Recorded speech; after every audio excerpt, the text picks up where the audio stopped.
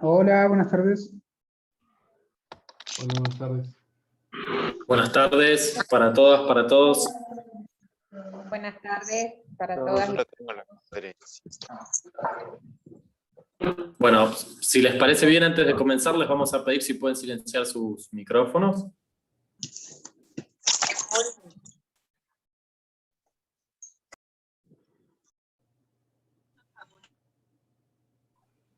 Muy bien. Bueno, Ivana, no sé si querés decir algunas palabras de parte del observatorio y empiezo a presentar a Andrés. Bueno, buenas tardes a todas y todos. Gracias una vez más por estar acá. En primer lugar, gracias a Andrés por sumarte a otra actividad del observatorio. Siempre tu participación genera mucha convocatoria, así que bueno, te damos la bienvenida, te agradecemos y los dejo con Emanuel, que va a presentar la actividad y al expositor. Bueno, buenas tardes para todas, para todos. Muchas gracias, Ivana, muchas gracias, Andrés. Insisto, bueno, nuevamente si pueden silenciar los micrófonos para poder comenzar. Allí veo que hay algunos micrófonos encendidos, si no es molestia. Bueno, daré unas simples palabras de bienvenida para quien ya es un invitado habitual de nuestra casa en exposiciones, conferencias, congresos. Nuestro querido profesor titular de Derecho Constitucional, de Derechos Humanos y Garantías Constitucionales, de Taller de Jurisprudencia, y así también, bueno, como sabrán, el profesor Andrés Gil Domínguez es abogado y doctor en Derecho por la Universidad de Buenos Aires, es miembro permanente de la Asociación Argentina de Profesores de Derecho Constitucional y es director de la consultora prestigiosa AGD. Hoy compartirá con nosotros algunas reflexiones sobre fallos recientes de la Corte Suprema de Justicia de la Nación, haciendo foco o eje en dos ejes o temas transversales más que relevantes y actuales, como son el federalismo y la constitucionalidad de ciertos actos y ciertas medidas normativas específicas. Bueno, sin más prolegómenos y para no robarles más tiempo, Andrés, es toda tuya la palabra. Y muchísimas gracias por compartir aquí la tarde con nosotras, con nosotros. Bueno, muchísimas gracias, Emanuel, muchísimas gracias, Ivana. Es un gran gusto siempre estar en estos espacios. Les agradezco la invitación, la organización. Un gran abrazo digital a todos y a todas desde acá. Espero pronto poder estar en La Pampa para disfrutar de mis afectos, mis raíces. Y siempre esto es una buena oportunidad para reencontrarme con este espacio. Un poco la idea de la presentación va a estar dividida en dos partes. Una primera parte, vamos a ver esquemáticamente a través de un PowerPoint, lo que supone para mí un planteo general de esta temática, en donde al hablar de la jurisprudencia de la Corte Suprema de Justicia en materia de federalismo recientemente, no deja de ser una selección que yo he hecho, que es arbitraria o es personal, de aquellos fallos recientes que yo considero que están generando un debate muy interesante en torno a los alcances del federalismo en las relaciones existentes entre el Estado nacional o federal, las provincias y los municipios. Debate que está abierto, debate que lejos está de haber concluido, y donde vamos a observar que los jueces y juezas de la Corte Suprema de Justicia, algunos se mantienen en su postura de construir una determinada mirada del federalismo y otros van zigzagueando. Y van zigzagueando, uno podría creer que van zigzagueando por la plataforma fáctica o las motivaciones que rodean a ese caso concreto. O bien van zigzagueando por posicionamientos o posturas políticas que van variando. Entonces, para ir ya a la primera parte, la idea es que nosotros nos planteemos los federalismos en la reciente jurisprudencia de la Corte Suprema de Justicia, con esta salvedad que yo recién expresé, que cuando yo hablo en la reciente jurisprudencia, he hecho una selección de los fallos que a mí me parecen más relevantes. Quizás puede haber otros, o puede existir una mirada más amplia.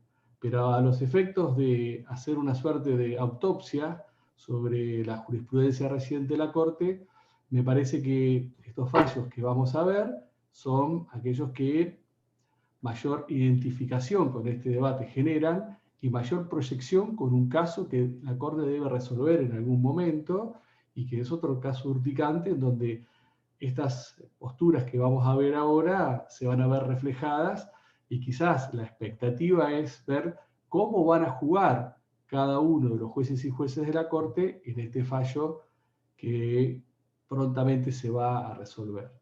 Entonces, la primera cuestión cuando uno enfoca este tema es tener en cuenta que hay como dos grandes bloques, dos grandes líneas, dos visiones de federalismo que en la Corte se han ido construyendo en estos últimos tiempos. Uno que podemos llamar federalismo de concentración y el otro es un federalismo de concertación. Son dos visiones del federalismo que responden a distintas concepciones ideológicas sobre el rol que debe asumir el Estado Nacional en la construcción de una práctica normativa y política respecto a las particularidades locales. Y son dos federalismos. Yo descarto, como presupuesto, que alguna de estas nociones encubran alguna forma de unitarismo o de centralismo. Son dos formas de federalismo, pero construidas normativa e ideológicamente sobre distintos cimientos y con distintas proyecciones. También otro aspecto en la reciente jurisprudencia de la Corte Suprema de Justicia que uno debe tener en cuenta es el federalismo en épocas normales versus el federalismo en épocas pandémicas. Esto es, esta construcción que viene desarrollando la Corte Suprema de estos dos federalismos, ¿varía o no varía cuando se aplica en épocas normales respecto de aplicarlo en épocas pandémicas? Hoy esto se refleja en la discusión que se está suscitando en el Congreso de la Nación con la llamada ley marco, ley pandemia, o ley marco que regula o intenta regular la limitación razonable de los derechos en tiempos de pandemia, que tuvo media sanción por parte de la Cámara de Senadores y que ahora está en la Cámara de Diputados trabada porque el oficialismo no consigue los votos para habilitar el quórum y eventualmente habilitar su eventual sanción definitiva. Sobre este punto tengo una referencia, es un artículo que escribí que se llama Pandemia, Derechos y Ley Marco, donde exploro justamente esta idea de el federalismo en tiempos de pandemia y las limitaciones razonables de los derechos en tiempos de pandemia, respondiendo al modelo del sistema federal argentino. Publicado en Rubinsal Curzoni, Doctrina Destacada Gratuita, cualquiera puede tener acceso con esos datos.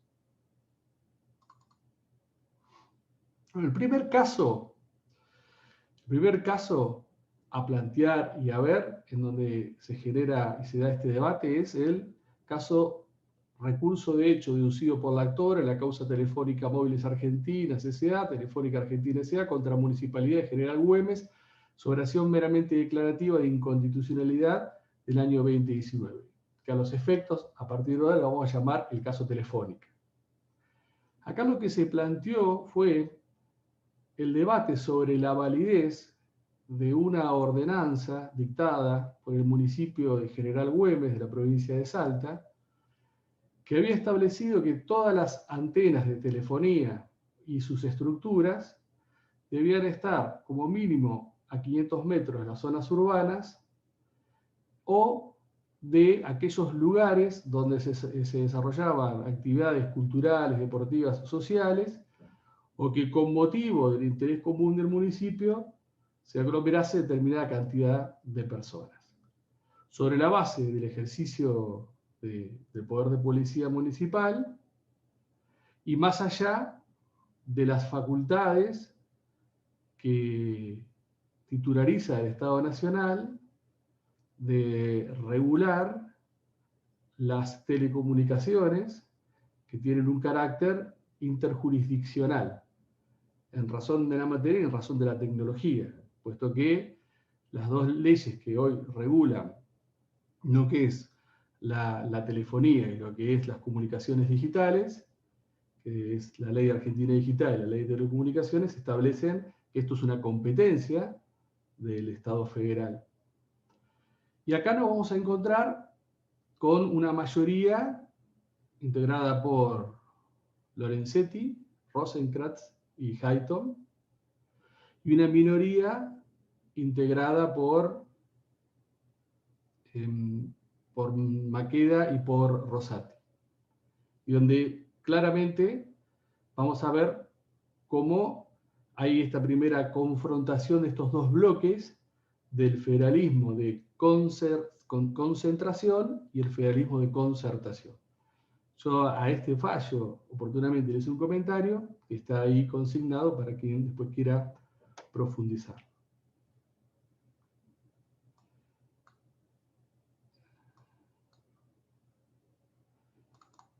El segundo fallo es Gobierno de la Ciudad de Buenos Aires contra el Estado Nacional sobre acción declarativa, ya de 2021.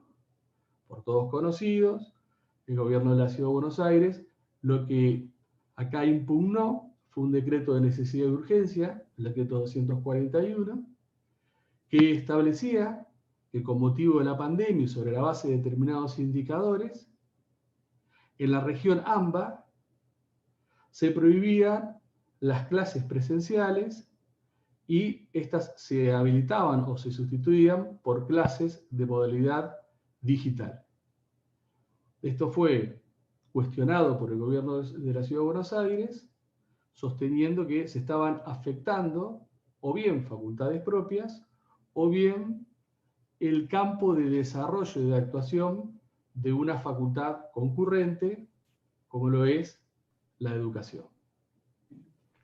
Este fallo ahora lo vamos a denominar Gobierno de la Ciudad de Buenos Aires, para aligerar la carga de la nominación.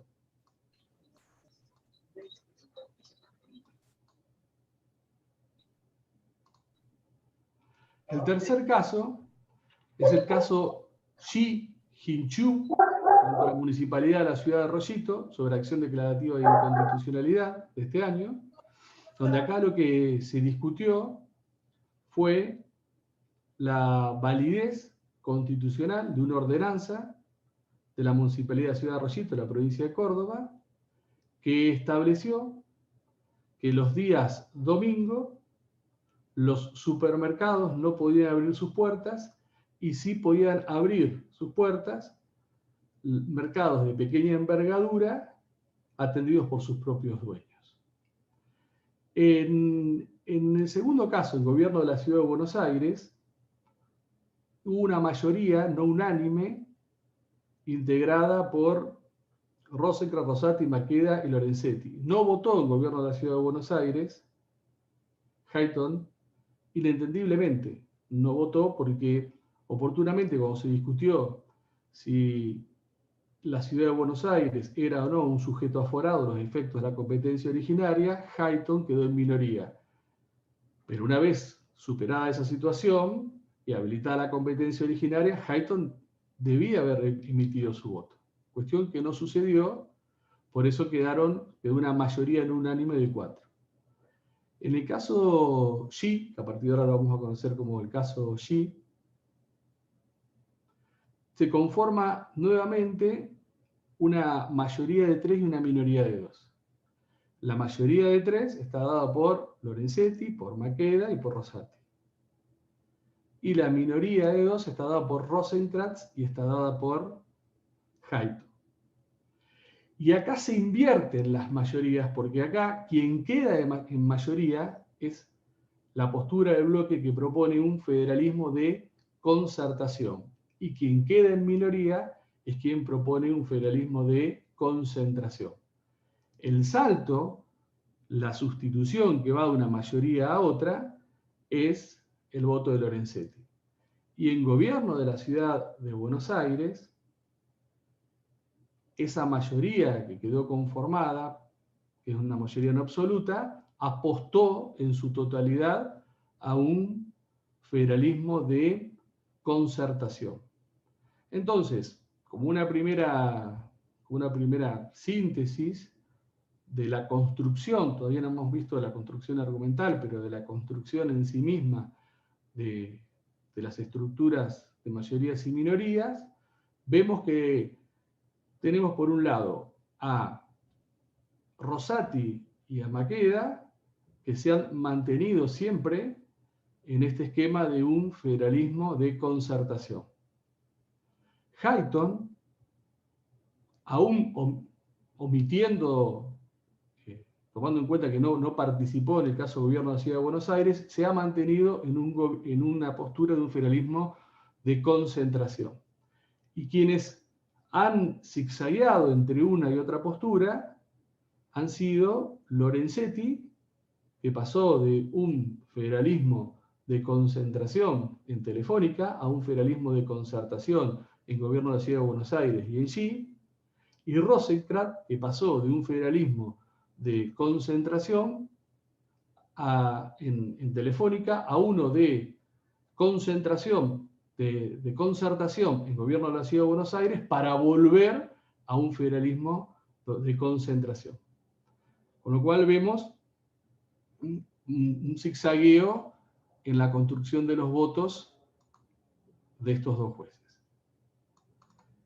Y el caso que va a venir, y esto a todos de alguna manera nos genera expectativa para ver cuál va a ser el rol y el juego que va a tener cada uno de los jueces, es el caso ESO, Petrolera Argentina SRL, contra la Municipalidad de Quilmes sobre acción contenciosa administrativa.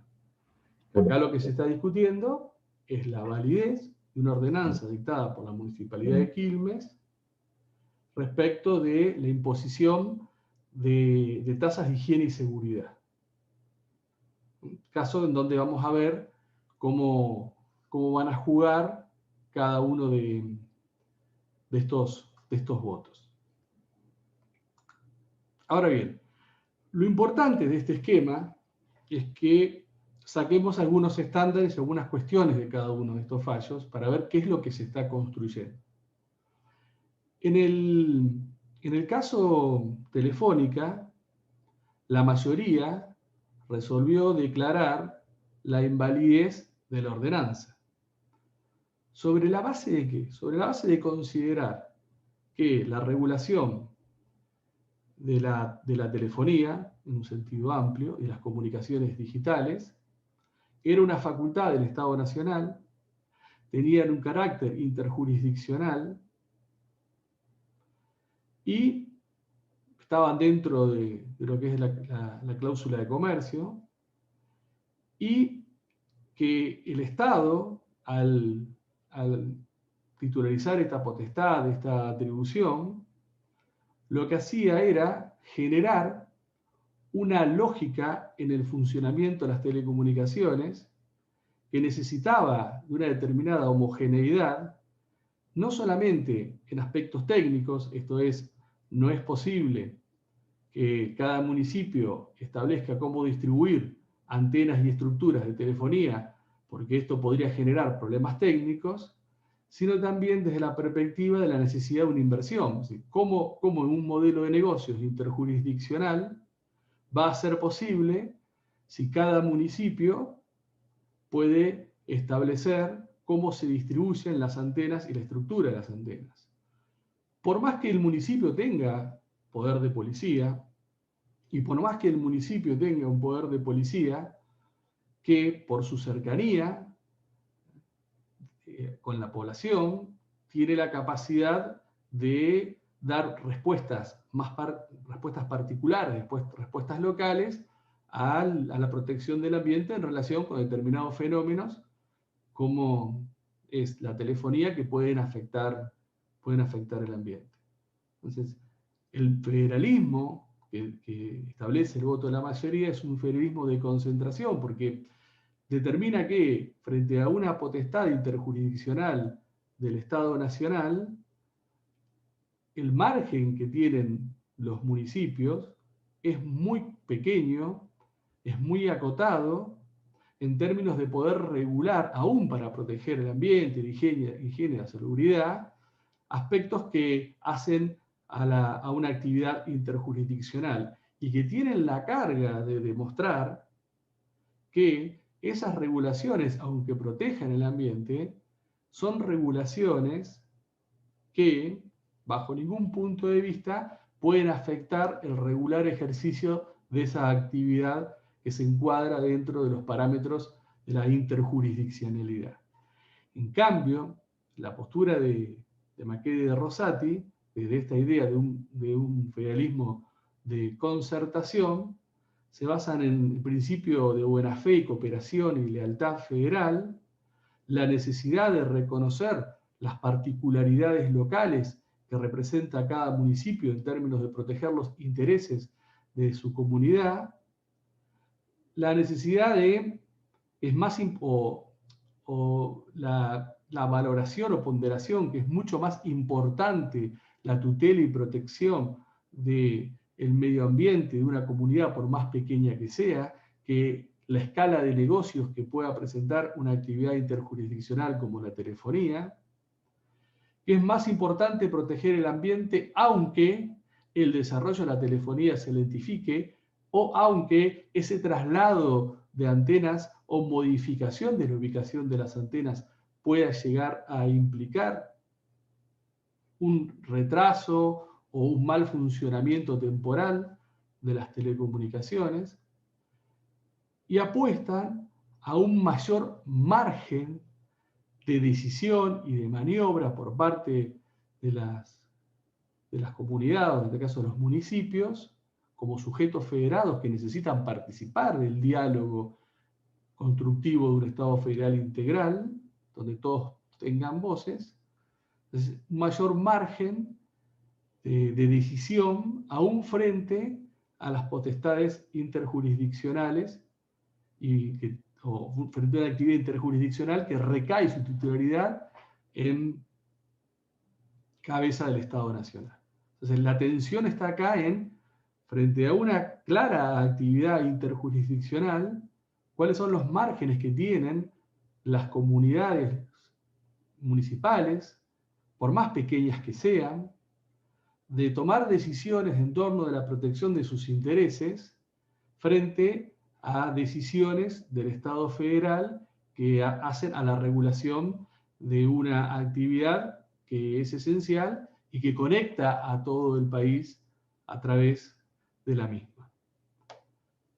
Cuando este esquema uno lo traslada al gobierno de la Ciudad de Buenos Aires, ahí tenemos una situación en algunos aspectos distinta, pero que nos tiene que hacer reflexionar de los cambios de postura.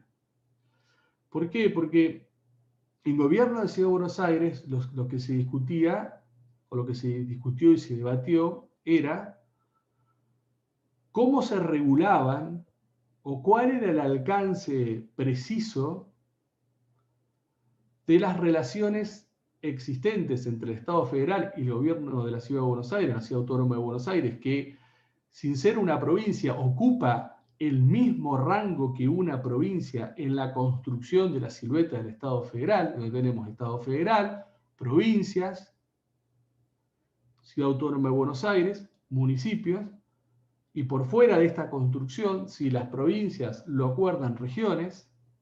Entonces, ¿cuál era el grado o el vínculo de relación existente entre el Estado Nacional, las provincias, en este caso la Ciudad Autónoma de Buenos Aires, con motivo del ejercicio de una facultad concurrente, como lo es la educación? Primer dato que nos tira este fallo es que la mayoría, con distintos argumentos, establece que la educación es una competencia concurrente. Ya sabemos que el Estado federal se construye sobre facultades propias del Estado Nacional, propias de las provincias, concurrentes entre las provincias del Estado federal, para mí las concurrentes se dividen con piso mínimo o sin piso mínimo. Concurrentes con piso mínimo es el ambiente. El Estado Nacional establece ciertos mínimos y a partir de ahí las provincias, la Ciudad Autónoma de Buenos Aires los cumplen y los pueden ampliar.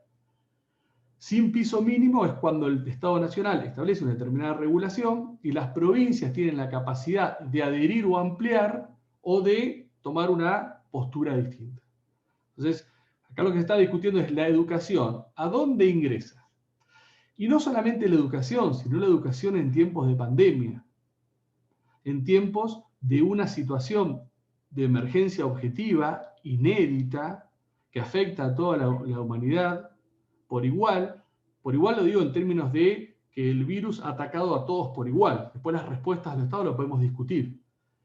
Pero desde ese punto de vista ha atacado a la humanidad por igual. Entonces, el contexto donde estaba radicado este fallo era un contexto de discutir el federalismo en tiempos no normales, en tiempos excepcionales, en tiempos de emergencia, en donde el Poder Ejecutivo Nacional, a través del instrumento del Decreto de Necesidad y Urgencia, habilitado justamente para situaciones de emergencia objetiva, había regulado por un determinado plazo el ejercicio del derecho de educación en una determinada modalidad, había prohibido la presencialidad en aras de evitar la propagación de contagios y disminuir el índice de duplicación de contagios, del RO. Entonces, más allá de la discusión de fondo, porque uno puede dar después una discusión de fondo sobre la afectación o no sustancial del derecho a la educación en tiempos de pandemia. Pero acá lo que nos interesa a nosotros es la discusión entre cómo se salda una colisión entre el Estado federal, la Ciudad Autónoma de Buenos Aires y las provincias en materias concurrentes. Ahí está el núcleo de este fallo en relación al federalismo. Porque claro, en las competencias concurrentes, una de las primeras aproximaciones que uno puede tener es que se pongan de acuerdo, que el Estado Nacional y las provincias, la Ciudad Autónoma de Buenos Aires se pongan de acuerdo en cómo ejercer de forma conjunta, cada uno en su porción, estas facultades, una facultad concurrente y una materia que es facultad concurrente. El problema que sucede cuando no se ponen de acuerdo. Cuando el Estado Nacional marca una determinada política de ejercicio y las provincias, la Ciudad Autónoma de Buenos Aires, no la quieren seguir. Entonces, ¿cómo se dirime? Y esto es lo que el estándar que surge, o el núcleo, el holding del fallo Gobierno de la Ciudad de Buenos Aires que surge es, bueno, en caso de la educación como competencia concurrente, aún en tiempos de pandemia, aún frente a un Estado Nacional que tiene la necesidad de tomar decisiones generales en términos de combatir una pandemia, porque el COVID-19 no para frente a la distribución territorial del Estado federal. No es que el COVID-19 llega a Catriló y pide permiso para entrar.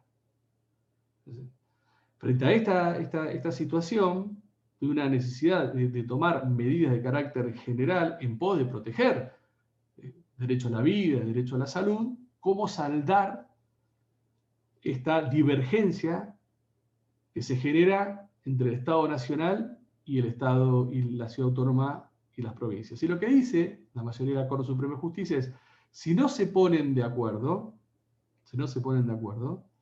para que el Estado Nacional pueda imponerle una pauta general y homogénea a las provincias, tiene que demostrar que la afectación de los derechos invocados es de tal índole que justifica esta intervención homogénea. Si no lo puede justificar, la Ciudad Autónoma y las provincias pueden seguir el Estado federal o no lo pueden seguir.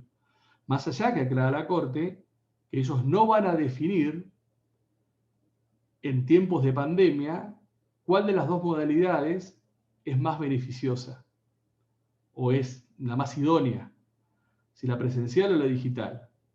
Y que no están, porque la Corte Superior de Justicia y la justicia en general están capacitados técnicamente para definir y determinar en tiempos de pandemia cuál de las dos modalidades es más eficaz, más idónea ante la pandemia. No obstante, esto dice, bueno, ¿cómo ese decreto, el 241, ese decreto de necesidad de urgencia, el 241, no trajo la debida fundamentación en términos de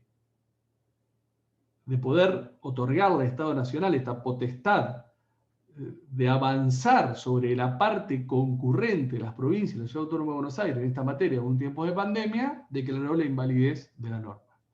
Ahora, acá uno puede tener algunas reflexiones, especialmente no del voto de Rosati y de Maqueda, porque de alguna manera Rosati y Maqueda son consecuentes con su voto en Telefónica, porque siguen apostando a un federalismo de concertación, aún en épocas de pandemia. Ahora, acá quizás el tema para debatir y para profundizar es por qué Lorenzetti y Rosenkrantz, que en tiempos normales y frente a la necesidad del Estado Nacional de homogeneizar las telecomunicaciones, apostaron a un federalismo de concentración en tiempos totalmente anormales, cuando el Estado federal lo que invoca es la necesidad de homogeneizar una determinada situación en pos de combatir una pandemia, pasan a un federalismo de concertación. Especialmente Rosenkrantz, que junto con Hayton habían tenido los votos más elocuentes en términos de defender en situaciones de interjurisdiccionalidad, en situaciones que exceden el marco propio territorial de una provincia o de un municipio, la impronta de un Estado federal muy presente a los efectos de garantizar, en ese caso, podemos decir, el derecho a las comunicaciones digitales que subsume a la libertad de expresión y el acceso a la información. Ahí está quizás uno de los temas ricos para debatir, cuáles fueron los motivos de estos dos jueces que apostaron tan fuerte en tiempos normales a un federalismo de concentración, en tiempos pandémicos pasar a un federalismo de concertación. Y en el caso de Rosenkrantz se hace más evidente. Quien se mantuvo por omisión, o la podemos mantener por omisión, el mismo eje es Hayton, por no haber participado.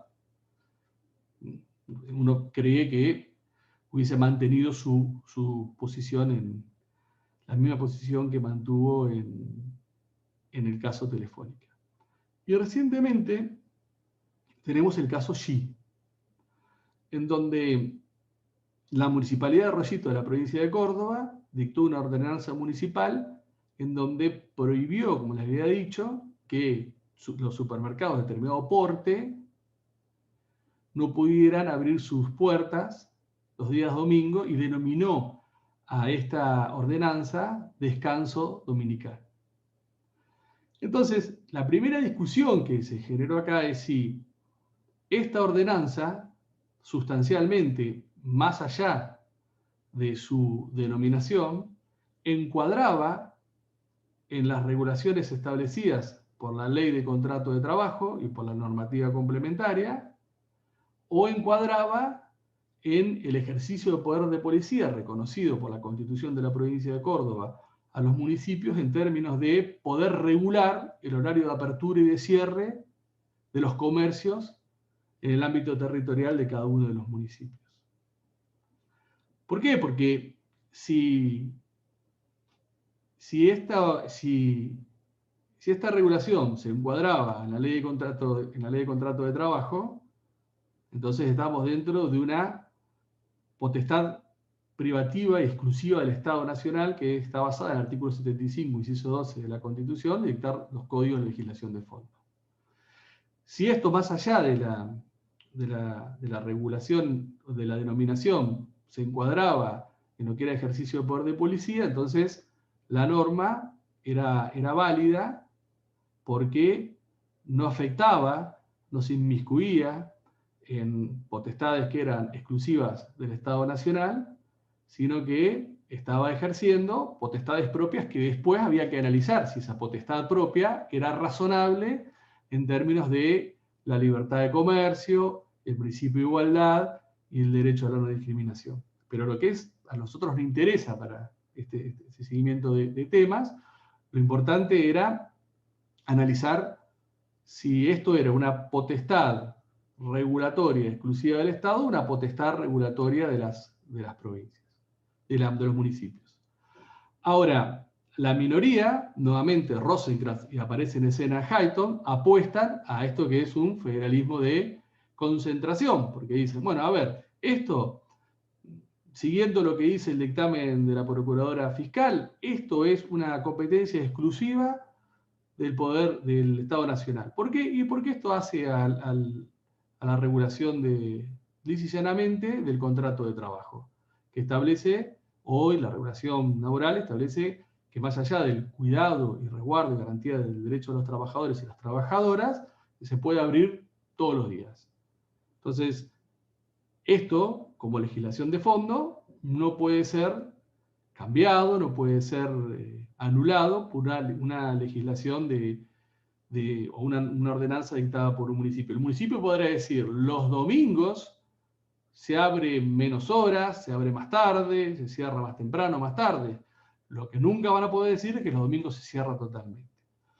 Y por otro lado, la mayoría, y lo vemos a Lorenzetti ahora acompañando a Rosati y a Maqueda, sostienen que, en primer lugar, los municipios tienen facultades constitucionales otorgadas por la Constitución histórica y ampliadas por la reforma constitucional, en el artículo 123. Estas facultades implican desarrollar determinados contenidos, que estos contenidos los implementan o los ejecutan las constituciones provinciales, que la Constitución de la provincia de Córdoba le ha dado a los municipios no solamente este estatus, sino una serie de atribuciones muy importantes, entre ellos el ejercicio del poder de policía y entre ellos la regulación del funcionamiento de los establecimientos en cuanto a sus habilitaciones y en cuanto a apertura y cierre, y que es necesario distinguir entre aquellos pequeños municipios y los grandes municipios. ¿Sí?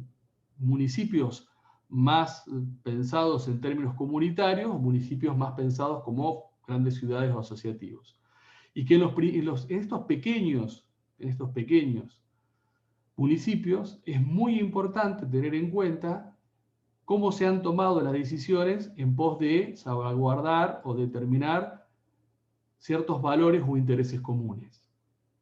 La Municipalidad de Arroyito es un pequeño municipio que hizo un ejercicio de democracia deliberativa en 2 oportunidades, con cierta distancia temporal, en donde el pueblo del municipio discutió, debatió y determinó que en aras de proteger el interés de la familia, de proteger ciertos valores comunes, se establecía que los grandes supermercados cerraban y otros comercios de menor porte, menor envergadura, atendidos por sus propios dueños, podían abrir en pos de beneficiar a estos pequeños comerciantes sin restarle de forma desproporcionada el margen de ganancia a los supermercados. Y que esto respondía a una lógica local, particular, deliberativa, que debía ser respetada. Aunque existiese algún rasguño o penetración en un cono de sombras con respecto a la legislación nacional. Entonces, vemos en el caso sí también la conformación de una idea de un federalismo de concertación en donde el municipio no sea un convidado de piedra, donde al municipio se le reconozca un ámbito de autonormación dentro de sus facultades, que responde a la lógica de esa comunidad y que responde a intereses propios que pueden tener lecturas disímiles en distintos municipios. Esto es, que en este municipio se establezca que los supermercados cierran los días domingos y en otro municipio se establezca que los supermercados puedan abrir los días domingos. Entonces, esta postura, en el caso Xi, hace que los municipios funcionen más dentro de una lógica de un federalismo a lo norteamericano, por lo menos en sus ámbitos propios, que a un federalismo como siempre nosotros lo hemos contemplado hasta acá. Eso es la posición disruptiva que yo veo en la construcción de Macchi y de Rosati, al cual ahora se adhirió Lorenzetti, no sabemos por cuánto tiempo, que es que en el ámbito que uno se le reconoce a los municipios funcionan de forma que puedan tener una heterogeneidad tal en regulaciones que de un municipio a otro cambian sobre la misma materia. Entonces, lo que puede generar en términos de perplejidad cada uno de estas dos posturas es que un federalismo de concentración en aras de mantener una estructura federal homogénea que implique como una lógica de desarrollo seguro, atente contra las particularidades locales. Y la perplejidad de un federalismo de concertación es que, apostando tanto al particularismo local, eventualmente desintegremos un punto común. Porque, y esto se dio mucho en el debate mediático, televisivo del caso del gobierno de la Ciudad de Buenos Aires, nosotros no somos una confederación con derecho de secesión y nulificación. Nosotros somos un Estado federal. Por dos cuestiones, por nuestro territorio y por nuestra historia. Y por nuestra realidad y por nuestra existencia. De particularidades diversas, heterogéneas, culturales, sociales, antropológicas, pero no somos una confederación. Entonces, en estas dos posturas se manifiestan tensiones emergentes que hacen que, si uno lo lleva a un extremo, ambas puedan generar perplejidades que pongan a algunas de las dos puntas de la balanza en una tensión tal que arrasen con el núcleo de la idea de federalismo, especialmente en el siglo XXI. Y proyectando esto, proyectándolo, lo que nos queda es ver, bueno, ¿cómo van a votar o cómo van a resolver 4 jueces, porque Rosenkrantz está excusado, o si fuese necesario 5, con la incorporación de un conjuez o una conjueza? ¿Cómo van a resolver los jueces de la Corte Suprema de Justicia el caso ESO? Que es un caso picante, que tuvo una audiencia pública muy picante y que está en juego no solamente un tema de normación y de autonomía de los municipios, especialmente en la provincia de Buenos Aires, sino está el tema, una de las fuentes de recaudación de la caja de los municipios. Caja propia, no caja coparticipable o derramada a partir de coparticipación federal a las provincias y provincias a los municipios. Caja propia. Entonces, lo interesante y la expectativa que uno se puede generar, si esto que vimos es una serie de Netflix, bueno, no sabemos cómo va a ser el 4º capítulo y la expectativa es, viendo los personajes, cómo se han desarrollado hasta acá, ver cómo van a jugar cada uno de estos personajes cuando tengan que resolver este caso, que a mí se me hace el caso más picante que viene. Quizás puede haber otros en la agenda que nos vaya acercando a un tema que, reitero, lejos está de haberse cerrado, de decir el estándar, el holding, la doctrina consolidada de la Corte Suprema de Justicia, es esta en términos de federalismo, pero que bajo la impronta de 2 ex convencionales constituyentes, como Rosati y como Maqueda, ha generado me parece interesante movimiento en la Corte Suprema de Justicia en términos fundamentalmente de un sujeto federal que durante mucho tiempo ha estado olvidado, que es el municipio. Sin embargo, es de una importancia notable, especialmente a la hora de desarrollar políticas públicas que garanticen los derechos económicos, sociales, culturales y ambientales, que son derechos prestacionales, que son derechos de cercanía, y su efectividad depende de que los ejecute estén muy cerca de aquellos que les tiene que llegar. Muchísimas gracias. Quedo a disposición para preguntas o para escuchar cualquier tipo de reflexión. Para mí, como siempre, ha sido un gran gusto. Muchas gracias, Andrés, por tu exposición. Si les parece bien, vamos a usar la mano digital para levantarla o el chat para solicitar si hay alguna pregunta. Con todo gusto. Atendemos. Bueno, aquí hay salutaciones, felicitaciones. Más que interesantes los casos que presentaste y bueno, y así también sería como la precuela de lo que viene en términos de discusiones, ¿no? Sí. Bueno, sí. Muchas gracias. Estamos teniendo una gran audiencia también. Hemos rebasado las 100 personas en un momento, luego 80 y pico de personas, así que bueno, eso también devela la calidad del orador y del tema. Agradecidos por el acompañamiento. De mi parte, Andrés, me parecía más que interesante, me rompo un poco el hielo, esto que comentabas, de clasificar a los federalismos y salir de la lógica de pensar que cuando se incumple el ideal federal, digamos, más abstracto, sí, solo sí, ya estamos en un sistema unitario, ¿no? He leído muchas autoras o muchos autores y siempre me ha parecido, esto lo hemos conversado con las chicas y chicos en clases también, que muchas veces se plantea el federalismo como un todo abstracto, ideal, como una completitud con piernas que va caminando por allí, que tiene que ser perfecto y a la mínima imperfección ya se señala, bueno, esto es un Estado fallido, un Estado unitario. Y en tu presentación lo que queda en claro es que esto es muchísimo más complejo y que existen federalismos, ¿no? En plural. Hay distintas concepciones de federalismo que caminan, puede ser, como vos bien decías, por el lado de la doctrina, puede ser por las convencionales y convencionales constituyentes que participaron en su momento, en esto que decías recién, interesantísimo el doble juego, ahora como magistradas, y también en la jurisprudencia, ¿no? Hay como perspectivas o concepciones que surgen, ¿no? O lo que hacías recién era tomarle el pulso a estas concepciones y ver si son coherentes y consistentes, ¿no? Entre ellas mismas, entre las conformaciones mayoritarias, minoritarias. Yo la pregunta que se me ocurre es si existiría algún tipo de regla de precedente convencional.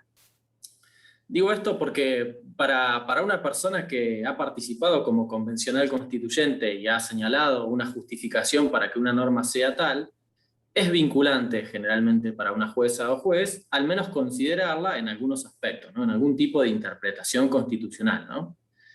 Ahora, no pareciera ser que en este caso, estas dos personas que están involucradas, digamos que son miembros de la Corte, tendrían que seguir su propia regla o su propia pauta jurídica, es decir, podrían completamente apartarse de sus dichos, de sus opiniones, ¿no? La particularidad está en que en muchos casos les pedimos a juezas y jueces que sí tengan en cuenta como si fuera una pauta o una regla, que no es lo que en su momento opinó una convencional constituyente o un convencional, ¿no? Se da esta situación particular, no sé cómo lo ves vos. Bueno, se da esta situación de dos convencionales constituyentes que participaron, no participaron tan activamente en términos de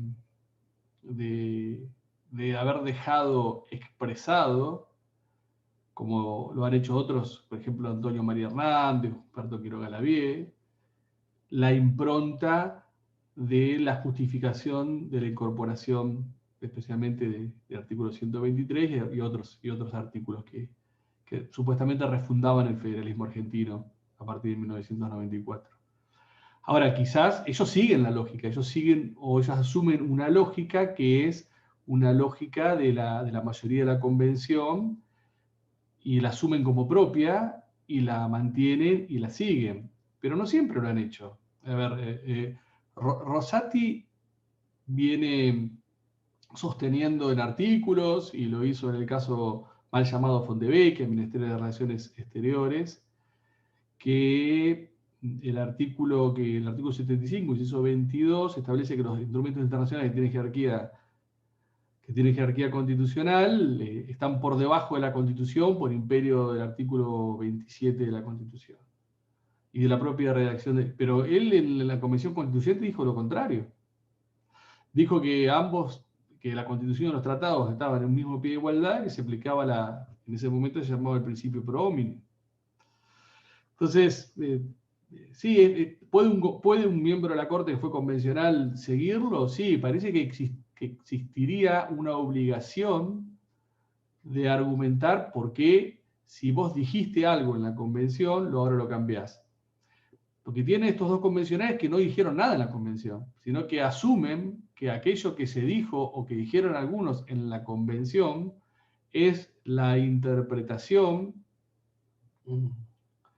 por lo menos de la voluntad del convencional constituyente en términos de la construcción de esa norma, más allá del caso concreto. Porque también uno tiene que distinguir entre la voluntad del convencional constituyente sobre el alcance de una cláusula y después cómo esa cláusula y esa interpretación vos la aplicás a un caso concreto.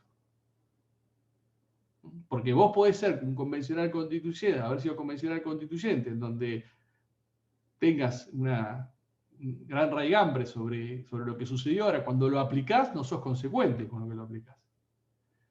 Pero sí, bueno, se da esa particularidad. Pero ellos han sido los que de alguna manera han generado como un resurgimiento, no sé si la palabra resurgimiento, pero han generado una aparición constitucional de reforzamiento del particularismo local representado por el municipio y representado por las provincias aún en épocas de pandemia. De hecho, las provincias aún en épocas de pandemia, en facultades concurrentes, si el Estado Nacional no viene con una parafernalia voluminosa de datos y de pruebas, no le puede desconocer, no le puede chupar la parte de la competencia concurrente, que las competencias concurrentes para mí siempre son como una intersección, ¿no? Entre los círculos, bueno, no le puede tomar esa parte si no está debidamente justificada. Entonces, bueno, es un resurgimiento de un federalismo que yo lo denomino de federalismo de concertación, porque lo que hace es obligar al Estado Nacional desde la particularidad y el sujeto supuestamente, no sé si es el más débil, pero de tercer grado, al Estado Nacional ponerle un límite. Sí, ahí tenemos, Andrés, una pregunta. Señala Enrique Luteiro si se podría hablar de margen de apreciación local en este tipo de casos, referido, me imagino, de sobremanera al aspecto municipal o local o comunal, como recién mencionabas. Sí, bueno, esa es una doctrina o teoría que está trabajando Horacio, que la utiliza hacia adentro y la utiliza hacia afuera. Hacia afuera lo utiliza respecto de los instrumentos internacionales sobre derechos humanos, y especialmente de las interpretaciones que hacen los órganos que los aplican. Así que, aún con sentencias de la Corte Interamericana de Derechos Humanos, pero eso fue una postura que después estuvo revisada, porque después del caso del Ministerio de Relaciones Exteriores hubo una audiencia en la Corte Interamericana de Derechos Humanos, de revisión de sentencia, y sobre esa base, después de un pronunciamiento muy duro, la Corte Suprema acató en las formas o en los caminos que le habilitó la Corte Interamericana. Ahora, también Horacio está trabajando con ese tema hacia adentro, diciendo, bueno, ahí existe un margen de apreciación, pero me parece que no es consecuente la aplicación de esa misma teoría para afuera hacia adentro, porque vos no podés hablar de margen de apreciación, tenés que hablar de margen de ejercicio de competencias. Es decir, el federalismo, entendido de una perspectiva formal, como lo hemos tratado de analizar, se basa sobre la distribución de competencias y cómo se solucionan las tensiones cuando esas competencias colisionan. Que algo trata de hacer Lorenzetti en el voto del gobierno de la Ciudad de Buenos Aires y en su voto y en el caso Xi, pero que no lo llega a desarrollar para mí de forma clara. Habla de la ponderación, pero no plantea cuáles son los dos entes que colisionan y cuál es la ley de la ponderación que utiliza para que éste prevalezca sobre este otro. Pero bueno, ese cuando uno discute federalismo, no discute margen de apreciación, discute ejercicio de competencias. ¿Hasta dónde puede un municipio tomar decisiones en pos de proteger el ambiente y que esto implique que en el ámbito territorial de ese municipio las antenas y la estructura estén a 500 metros y así, y en el municipio al lado estén a 100 metros? ¿Hasta dónde? ¿Hasta dónde vos podés fijar un descanso dominical que una actividad comercial no pueda ejercerse en su totalidad? Incluso una cuestión, me parece, incluso pensando en el federalismo de concertación, que a veces se plantea como federalismo negocial o federalismo pactista o de acuerdos, en tu exposición, ¿no? Que esto es un poco para recuperar un poco el lenguaje de las y los convencionales, en comunión con lo que señalabas recién, en la exposición de motivos y demás, lo que se presentaba era, recordemos que ante una negociación X, siempre existen partes que tienen fuerzas o poderes asimétricos. Entonces, un poco se ve esto que vos señalás. ¿Qué poder o qué capacidad de fuego en la discusión o argumentación concreta de un caso puede tener un pequeño municipio frente a una multinacional, por ejemplo, que quiere avanzar sobre un aspecto que puede ser nocivo para la cuestión ambiental? Por eso se destaca esto que señalabas. Hay competencias de concertación con pisos mínimos obligatorios, con tendencia a la máxima, y otros de revocabilidad amplia o de amplia disposición, ¿no? Quizás ahí lo que se podría hacer en términos de jurisprudencia es ir aclarando o clarificando esos casos, ¿no? Por analogía al ambiental o por negación al ambiental, ¿no? Me parece, no sé cómo lo ves. Bueno, un tema que se discutió durante mucho tiempo fue la salud sexual y reproductiva, el derecho a la salud sexual y reproductiva. ¿Qué era? ¿Una competencia concurrente o una competencia exclusiva que tenían las provincias? La ley de salud sexual y procreación responsable era una facultad concurrente con piso mínimo o sin piso mínimo. ¿Qué pasaba en aquellas provincias en donde se había omitido todo tipo de regulación normativa en términos de salud sexual y procreación responsable? ¿No? Yo creo que tendemos, en términos de derechos fundamentales cada vez más y derechos humanos, a que las regulaciones del Estado Nacional sean un piso mínimo. No solamente por nuestro modelo, sino también por las obligaciones que hemos contraído al ratificar tratados sobre derechos humanos, algunos de ellos que tienen jerarquía constitucional y algunos de ellos con una cláusula federal como la Convención Americana muy particular, que dice: a mí no me importa que vos tengas un sistema federal, eso no es oponible para decir como Estado obligado a que no has violado derechos humanos si una jurisdicción tuya descentralizada federal ha violado derechos humanos. Entonces, me parece también que ese es otro aspecto que se podría discutir, es el federalismo y convencionalidad. No convencionalidad constituyente, sino convencionalidad transnacional. Es decir, cómo la necesaria regulación de los derechos humanos y su espejo, los derechos constitucionales, en cada una de esas leyes establecen un piso. Un piso que después las provincias podrán ampliar, pero no pueden desconocer. Y si no regulan, y si hay omisión de regulación, entonces se aplica la ley nacional. Y si no, y si hay regulación, se aplica principio por persona. Pero me parece que eso sería un estándar que de alguna manera lo que está haciendo la postura de Maqueda, Rosati y ahora de Lorenzetti es descentrando, es saliendo de ahí y diciendo en el ámbito de ejercicio del poder de policía, que es amplísimo el poder de policía, yo tengo un federalismo más a la americana, donde en estas materias cada municipio puede determinar o puede hacer lo que quiere. Sí, otra cuestión me parece bastante interesante es esto de convocar a la convencionalidad solo como argumento pro presencialidad y no como argumento contra presencialidad, ¿no? Esto es una argumentación como, en algún sentido, como restringida que se ha dado en algunos medios de comunicación, y es interesante como vos lo planteás, porque a veces parecía como que había una fórmula matemática de convencionalidad igual presencialidad, en el sentido de que sí o sí el derecho a la educación tenía un valor como derecho humano y era imponible incluso frente a una situación de emergencia. Cuando todo el mundo lo que planteaba era todo lo contrario, que la convencionalidad establecía como derecho humano la salud, la sanidad, digamos, ese carácter más bien Bueno, epidemiológico. ese fallo tiene también otras lecturas fuera de este tema que nos convocó hoy, que primero es una sentencia exhortativa o indicativa, porque ese decreto que se estaba evaluando, o esa norma, ese decreto que estaba evaluando, al momento que dictó la sentencia no estaba vigente, porque había expirado en plazo y porque había sido reemplazado por otro decreto de seguridad de urgencia, que es el 287, que había cambiado la lógica de argumentación en términos de los baremos utilizados para disponer por qué se prohibía frente a lo que era la alerta epidemiológica, que era la máxima situación de duplicación o propagación de la pandemia, porque se imponía la no presencialidad. Más allá de eso, después lo podemos discutir, si era razonable, si no era razonable, pero ya existía otra norma. Me parece que había una gran presión social y donde la Corte tenía que hablar, no podía no hablar.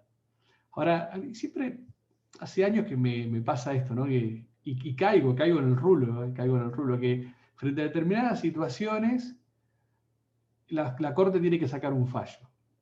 Y uno cree, en toda esa etapa de expectativa hasta que sale el fallo, uno cree que es el fin del mundo o el comienzo de un nuevo mundo.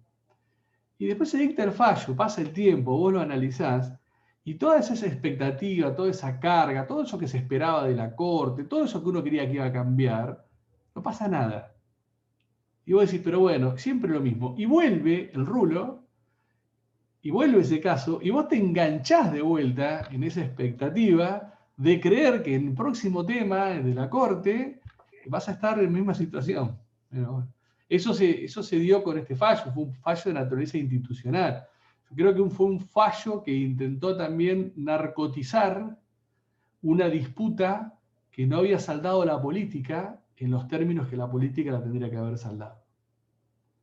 Entonces, me parece que la Corte buscó ese camino. Ahora, siempre la duda o la discusión es, Rosenkrantz y Lorenzetti, tan fuertes sostenedores de un federalismo de concentración respecto de las antenas, no lo fueron respecto de las facultades del Estado Nacional en tiempos de pandemia.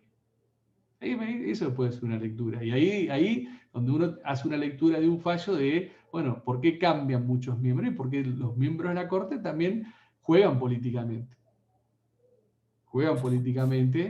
O tratan frente a una determinada situación de jugar política, pero yo no digo políticamente, no partidaria, en términos de que la Corte no solamente es un tribunal de justicia, sino también es un poder del Estado, como lo enseñó Villar Campos hace años. Entonces a veces juega el rol de poder del Estado y no solamente resuelve casos o dicta sentencias, sino también fija posiciones o intenta aportar a la gobernabilidad o al funcionamiento más allá de un gobierno del Estado constitucional y convencional de derecho, o creen que lo hacen. Bueno, Andrés, te agradecemos. No sé si hay alguna otra consulta o pregunta por allí que alguien quiera formular, hacer o levantar la mano. Y si no, vamos cerrando la participación. No sé si le quieren traer. Pero tal vez nos pueda decir algo sobre interpretación constitucional. ¿Cuál es tu visión, tu argumento, Andrés, sobre el tema que provoca que Hayton no vote, que es cómo justificamos que no estando explícita en la letra la competencia originaria de la ciudad autónoma, la Corte la asume? No es una novedad este fallo, vino antes, es un tema colateral. Pero ¿cuál es tu visión al respecto? Y si a vos te parece que eso está bien, mal, tiene alguna zona constitucional forzada o virtuosa. Muchas gracias, Gustavo. Muy buenas tardes. ¿Cómo estás? Bien. Bueno, yo sostengo desde el año 1997, cuando publiqué mi primer libro que se llama Constitución de la Ciudad Autónoma de Buenos Aires, que en la estructura del Estado federal, la ciudad autónoma comparte con las provincias el mismo escaño. Sí, no es una provincia, pero tiene las atribuciones, las potestades constitucionales de funcionamiento y de importancia histórica que una provincia, y como tal debe ser tratada, y que uno de esas situaciones de trato era que la Ciudad Autónoma de Buenos Aires es un sujeto aforado en competencia originaria, porque si no se generaba, a ver, la omisión de que no estuviese la ciudad como sujeto aforado, la interpretación de que no era sujeto aforado le generaba a la ciudad tener que litigar en una primera instancia federal, con una debilidad institucional enorme. Ahora, incluirla la ponía en un plano de igualdad a la ciudad, y no solamente a la ciudad, a sus habitantes. Porque si no, los que estaban en un plano de total desigualdad eran sus habitantes. Como lo siguen estando los habitantes de la Ciudad Autónoma de Buenos Aires con la subsistencia de una anomalía cuasi extraterrestre, que es la justicia nacional. Durante toda la existencia de la estructura judicial argentina hubo siempre dos órdenes, el federal y el local, que se llamaban las provincias, la justicia provincial, y en los territorios nacionales, y en la capital, en la Ciudad Autónoma, con la capital, la justicia nacional. Pero siempre había dos órdenes. Ahora, después de la Reforma 94, después de la Ciudad Autónoma de Buenos Aires, genera su estatus de sujeto federado autonómico, nosotros tenemos tres justicias. Tenemos la justicia federal, tenemos una justicia local restringida y tenemos una justicia nacional que es designada y removida por el Consejo de la Magistratura, que su Cámara va directamente a la Corte, pero que aplican derecho común. Entonces, un habitante de la Ciudad Autónoma de Buenos Aires, en gran parte del derecho común, no ve aplicada la Constitución de la Ciudad Autónoma de Buenos Aires, no ve que intervenga el Tribunal Superior de Justicia, bien, mal, nos guste o no, eso es otra discusión. Y cruzás el puente y en Avellaneda tenés quienes viven en Avellaneda tienen esta garantía. Y cruzás la General Paz y quien vive en Vicente López tiene esta garantía. Entonces, me parece que no fue fácil, porque fue una lucha doctrinaria para que la jurisprudencia de la Corte lo reconociera. Y se abrieron en su momento algunas ventanas que las abrió Zaffaroni, y después, bueno, los convencionales constituyentes las cerraron, porque fueron consecuentes con su idea de lo que es la Ciudad Autónoma de Buenos Aires. Que tiene particularidades, porque uno cuando habla del ambiente, es distinto la regulación del ambiente, acá la protección de qué ambiente, exclusivo, el ambiente urbano. Vos vas a la provincia de Buenos Aires o vas a la provincia de La Pampa y tenés varios ambientes. Acá tenés un solo ambiente, que es el ambiente urbano. Y la regulación que tenés es distinta. Pero bueno, es eso. Y yo asumo que la omisión de Hayton, el gobierno de la Ciudad de Buenos Aires, implicaría mantener su idea de federalismo de concentración, por lo que la conozco Elena. Nada más que por eso. Es totalmente voluntarista lo mío. Quizás si hubiese votado junto con nosotros, quizás. Pero como la conozco, creo que hubiese mantenido su voto. O quizás como no quiso cambiar su voto, aprovechó esto para rajarse y no votar. Cosa que es una locura, pues tendría que haber votado, pero bueno. Hemos visto que en la Corte Suprema de Justicia, el caso Gualtieri 1, Gualtieri 2, en donde fueron dos sentencias, en dos casos, iguales, con los mismos sujetos, con la misma discusión, ¿no? Y en uno votó FAI y en otro no, eso fue al baño. No quiso votar porque no quería cambiar su posición, no quería perder. Son esas cosas de funcionamiento de la Corte que a mí no me gustan, pero es como las brujas, ¿no? Bueno, muy claro. Bueno, no sé si hay alguna otra pregunta o consulta, pero me parece que hemos aprovechado un buen tiempo al profesor Andrés Gil Domínguez. En todo caso, le agradecemos. Lo invitamos próximamente cuando podamos realizar nuevamente algún otro conversatorio. Me parece más que interesante la imbricación de cuestiones teóricas así más profundas con casos concretos y también el recorrido de varios casos con distintas posturas. Y me quedo pensando mucho, Andrés, en esto que decías de las posturas zigzagueantes, ¿no? Porque a veces en las reconstrucciones simplificadas decimos, bueno, la minoría de hoy puede ser la mayoría de mañana, y esto no es tan así, ¿no? Es mucho más complejo. y el panorama que vos pintabas es mucho más complejo, ¿no? En un mismo plano temporal es zigzagueante la postura de un mismo juez. Sí. Pues, Y a veces, más que frente interesante. a la demanda social, o a la presión También, social. también. Exacto, exacto. Así es. Bueno, De mi parte... quedará sí. el caso eso para ver. Claro, claro. Cuando quedan venga los el tres caso puntos eso, suspensivos. jugaremos con el puzzle, a ver Muy cómo bien, se muy bien. arma. La segunda parte entonces ya está descrita, será el caso de eso. Muy bien. Bueno, muchas gracias Andrés, muchas gracias a todos por participar, que tengan buena jornada y a seguir cuidándose, que la pandemia continúa. Un Un gran abrazo abrazo. grande. Chao, hasta luego, gracias.